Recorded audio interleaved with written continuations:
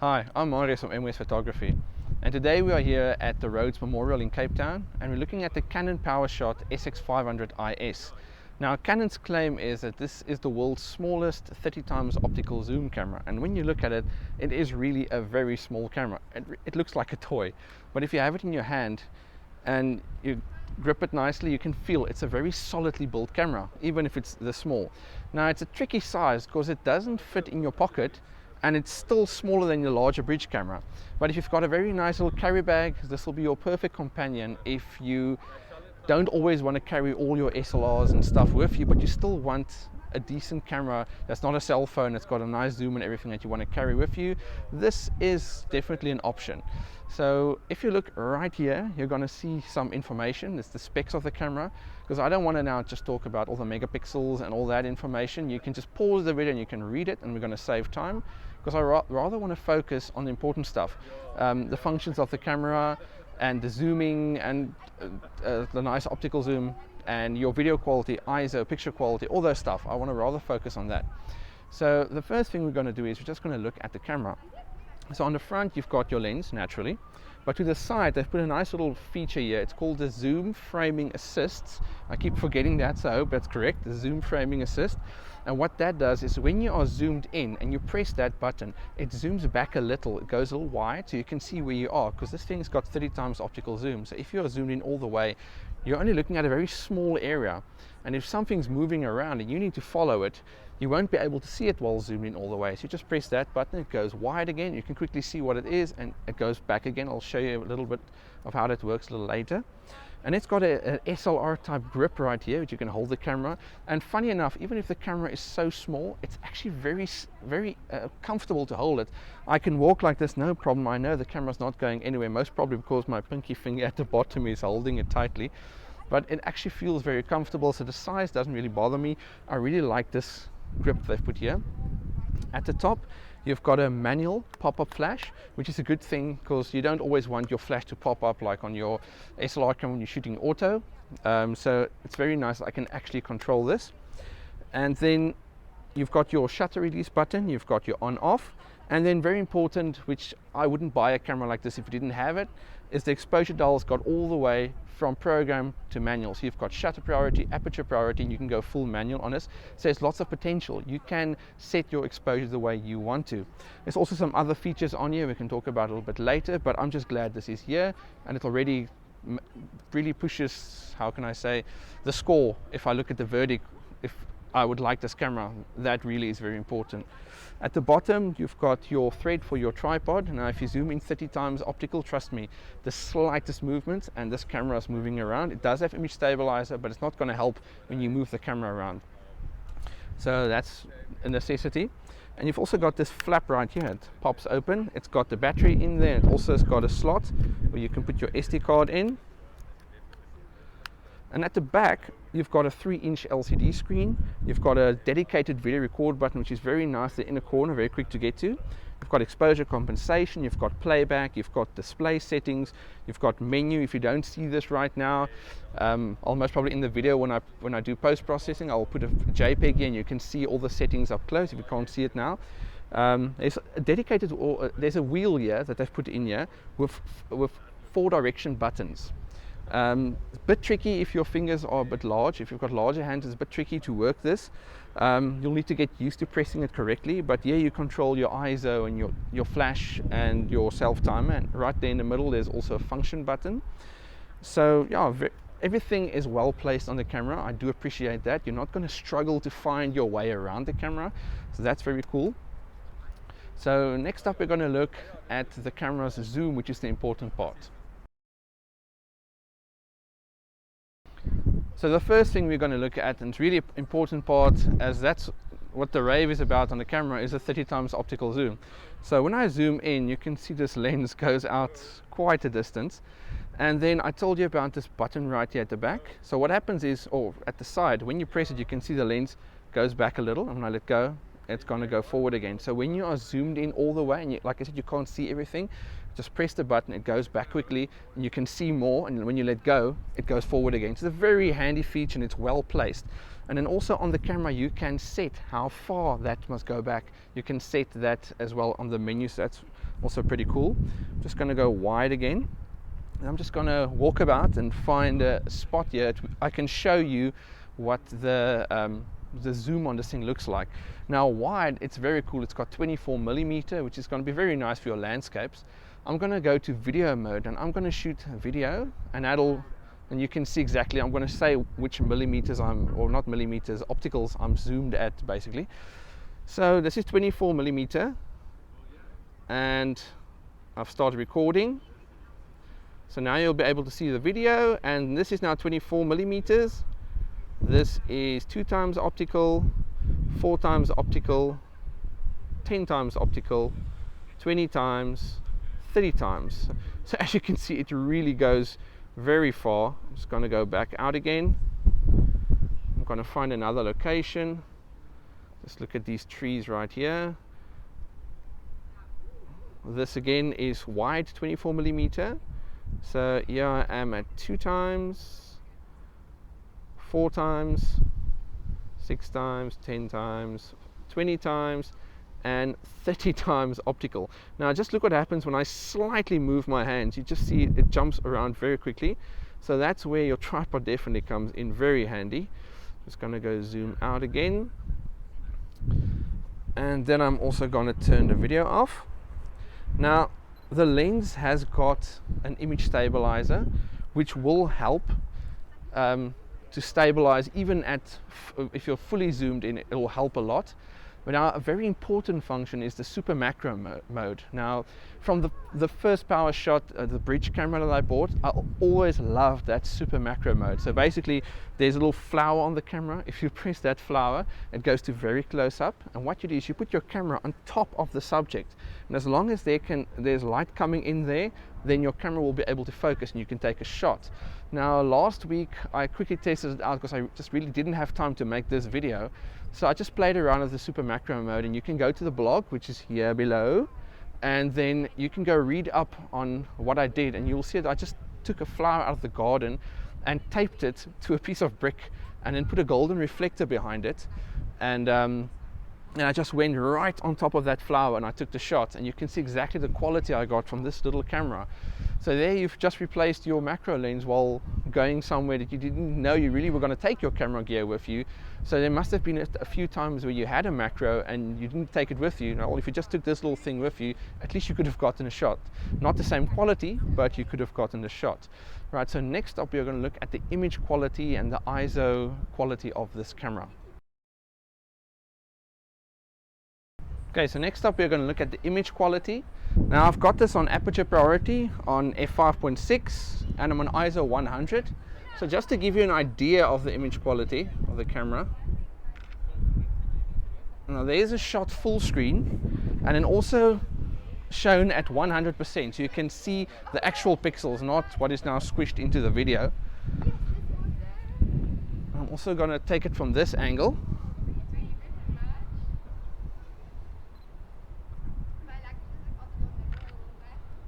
And so there's another one. So that's now at full screen and also at full resolution. Let's see what else we can take a picture of here. Now I'm here at the foothill of Table Mountain, so I'm looking at the entire Cape Town from here.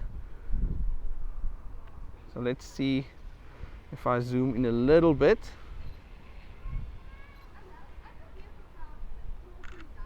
Now the lighting is terrible. It's maybe alright to shoot a review, but definitely not the best time of the day to take pictures at. So there's 3 images and you can see the quality. Now also bear in mind that this is now a YouTube video, so it's most probably not going to look that great as it would on. I think what I'm going to do is I'm also going to put these images on the blog and put a direct link there, so you can actually click on the image and look at the full res. I'm just going to upload the full res image. I think that'll be better, so you can see for yourself the quality of it. But like I said, this is not the best time of the day to take the picture. Now for ISO, if you must look at an example of something to take for ISO.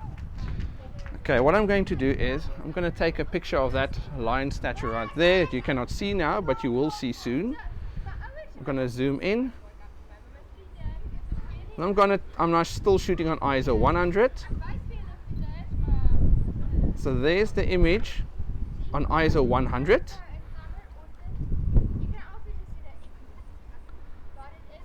And here's the image on ISO 200. Here's ISO 400. I must apologize as the audio is horrible now. I can feel the wind here on me. So here's ISO 800. Now when I did a test earlier on ISO 100 to 400 was actually, it was fair. It was good enough. I could live with it. But from ISO 800 and upwards to from 800 to 1600, it was just horrible. You could still take a picture and it'll be usable, but 800 and 1600 is really pushing it. But 1 to 400 is okay. So now I'm also going to show you, here's a screen which has got all of them through from 100 to 1600, and you can see on all of them how it changed the digital noise. So that's ISO. So next up we're going to look at the video. So when we look at the quality of the video on this camera, it shoots 720p HD quality. So I'm not going to press record here, and I'm going to do a 360 view and then walk around a little bit so you can see the quality of it. So okay, press record and here goes. Right, so this is now a 360 view of Rhodes Memorial here. The sun is behind the building, so it's again not the best time of the day to be here.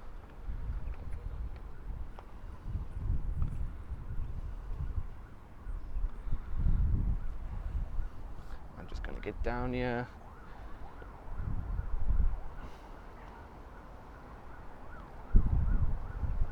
Okay, now I'm going to walk around a bit. There's my wife. She can say hello to the camera. There we go. Right, so I'm just going to walk around a bit because the lighting is really crappy. I'm going to look for some space that's maybe a little bit more in the shade.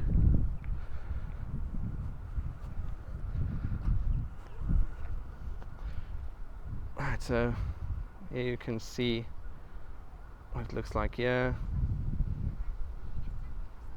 The zooming on the camera is really very nice in video.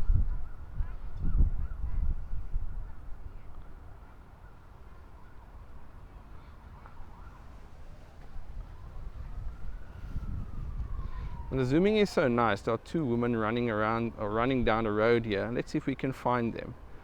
And they just went behind the bush. There they go.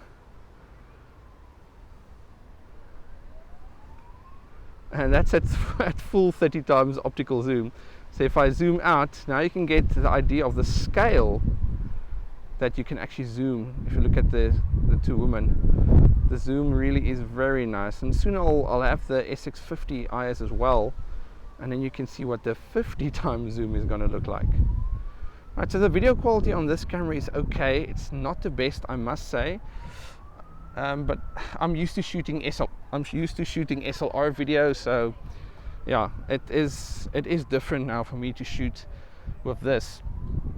So yeah, the only other thing that I can think of on this camera that I might want to share is also if you're on the exposure dial, and just below the there's like a creative mode on here. I don't know what to call the mode now, but on here you've got like miniature and just let me get all the names for you. If I go to function, there's a fisheye effect, there's a miniature effect, there's a toy camera effect, a monochrome, a super vivid, and a poster effect. Now if I, for instance, go to the fisheye effect and I take a picture, let's take a picture here. Oh, the sun is so bad I can't even see on the back of the screen now. Just let me get into the shade a little. Now when you're looking at the mode, it's very distorted on the back of the screen. Until you take the picture, it's really very distorted.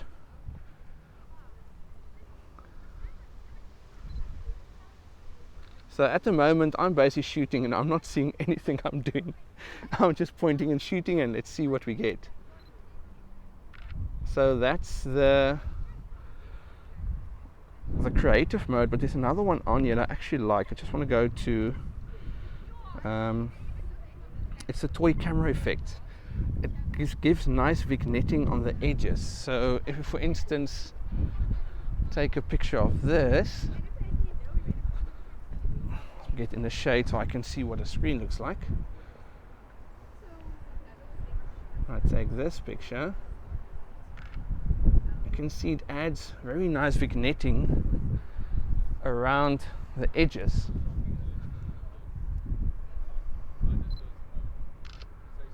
And there's also one here, a super vivid. I'm going to go to that one quickly. And on super vivid, the colors are really very, very saturated. So if we take this tree right here and we zoom closer, let's make it get a little closer here so I don't get that direct sunlight into the lens. So if we look at this, you can see the colors are really very saturated.